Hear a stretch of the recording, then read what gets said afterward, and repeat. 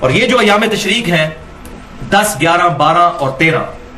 4 دن، ان کا اشارتاً قرآن پاک میں بھی سورۃ البقرہ کی آیت نمبر 203 میں ذکر ہے، وَاذْكُرُوا اللَّهَ فِي أَيَّامٍ مَّعْدُودَاتٍ، اور اللہ تعالیٰ کی یاد رکھو ان مخصوص دنوں میں۔ اور اسی کے کانٹیکسٹ میں امام بخاری 969 نمبر حدیث میں لے کر آئے کہ ابن عباس رضی اللہ تعالیٰ عنہ کہتے ہیں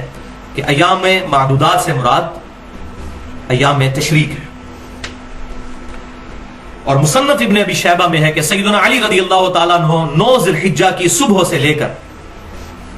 13 ذی الحجہ کی مغرب سے پہلے تک یہ تکبیرات پڑھا کرتے تھے، جو الحمدللہ اہل سنت اور اہل تشیع کے ہاں یہ اجماعی مسئلہ ہے کہ حج والے دن یعنی 9 ذی الحجہ، اب حج سعودی عرب میں جب ہوتا ہے ہماری یہاں پر 8 ہوتی ہے، ہم اپنے اعتبار سے ہی بات کریں گے، شب قدر بھی یہاں کی ہوگی، 9 ذی الحجہ بھی یہاں کی، تو 9 ذی الحجہ سے لے کر 13 کی شام تک الحمدللہ اہل سنت کہلوانے والے تینوں گروہ، بریلوی، دیوبندی، اہل حدیث اور اہل تشیع بھی یہ تکبیرات فرض نمازوں کے بعد پڑھتے ہیں، ایک دفعہ کم از کم بلند آواز سے اللہ اکبر لا الہ الا اللہ اللہ اکبر وللہ الحمد۔ اور بھائیو انہی عبادات میں سے ایک عبادت ان 10 دنوں میں بہت فضیلت والی، وہ ہے یوم عرفہ یعنی 9 ذی الحجہ کا روزہ، جو صحیح مسلم میں حدیث ہے کہ آپ صلی اللہ علیہ وسلم نے ارشاد فرمایا کہ میں اللہ سے امید کرتا ہوں کہ 9 ذی الحجہ کا روزہ 2 سالوں کے گناہوں کا کفارہ بن جائے گا، 1 سال گزرا ہوا اور 1 سال آئندہ، الحمدللہ 2 سالوں کے گناہ کا کفارہ 9 ذی الحجہ کا روزہ بن جائے گا۔ لیکن یہ گناہ ہوں گے صغیرہ، کبیرہ گناہ صرف توبہ سے ہی معاف ہوتے ہیں، اور اس پہ میں نے ٹیکنیکل گفتگو کی ہے اہل سنت پاک.com پر، تقریباً 50 منٹ کی گفتگو ہے، مسئلہ نمبر 18 کے نام سے گناہ کبیرہ اور توبہ کا بیان، جس میں میں نے دلائل دیے ہیں صحیح بخاری اور صحیح مسلم سے کہ جب کبھی بھی گناہ معاف ہونے کی بات ہوتی ہے اس سے مراد چھوٹے گناہ ہیں، کبیرہ گناہ صرف توبہ سے معاف ہوتے ہیں۔ تو یوم عرفہ کا روزہ صرف غیر حاجیوں کے لیے ہے، کیونکہ صحیح بخاری اور مسلم کی متفق علیہ حدیث ہے کہ آپ صلی اللہ علیہ وسلم نے یوم عرفہ کا روزہ خود نہیں رکھا تھا، کیونکہ آپ حج کی حالت میں تھے، صحابہ نے آپ صلی اللہ علیہ وسلم کو مشروب پیش کیا تو آپ نے اعلانیہ طور پر پیا، تو صحابہ کو یہ بات پتہ چل گئی کہ آپ صلی اللہ علیہ وسلم کا خود روزہ نہیں ہے، تو غیر حاجی اپنے علاقے کے مطابق 9 ذی الحجہ کو چاند دیکھنے کے اعتبار سے روزہ رکھ لیں گے۔ اب اس میں تھوڑی سی کنفیوژن پائی جاتی ہے، میں چاہتا ہوں کہ یہ بھی ایک جو آج کل پخ چھوڑی ہوئی ہے جدید محققین نے، اس کا بھی رد کر دوں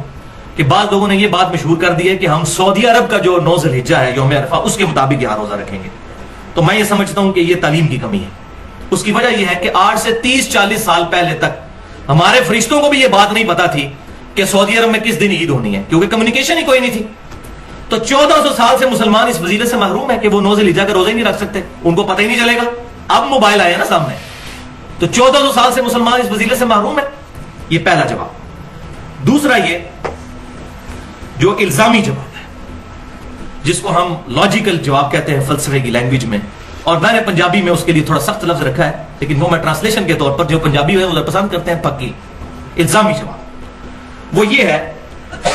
کہ اگر یہ منطق مان لی جائے کہ سعودی عرب کا جو ہے وہ 9 ذی الحجہ یوم عرفہ دیکھا جائے گا، تو امریکہ کے اندر رات ہوتی ہے جب سعودی عرب میں دن ہوتا ہے، امریکہ میں قیامت تک یوم عرفہ پھر کبھی نہیں آئے گا، کیوں کہ جب سعودی عرب میں دن ہوتا ہے امریکہ میں رات ہوتی ہے، وہ اتنا زیادہ گھنٹوں کا فرق ہے کہ کبھی بھی یوم عرفہ قیامت تک امریکہ میں نہیں آئے گا۔ اور پلین ٹروتھ میگزین میں موجود ہے، پاکستان میں جیو کو انٹرویو دیتے ہوئے 2007 میں کلنٹن نے خود کہا تھا، میں نے خود اپنے کانوں سے سنا، اسلام از دا فاسٹسٹ گروئنگ ریلیجن ان امریکہ، امریکہ میں سب سے تیزی سے پھیلنے والا دین اسلام ہے، اور امریکہ آبادی کے اعتبار سے 4تھے نمبر پر ہے، 32 کروڑ کے قریب آبادی ہے، پاکستان سے بھی 1.5 گنا،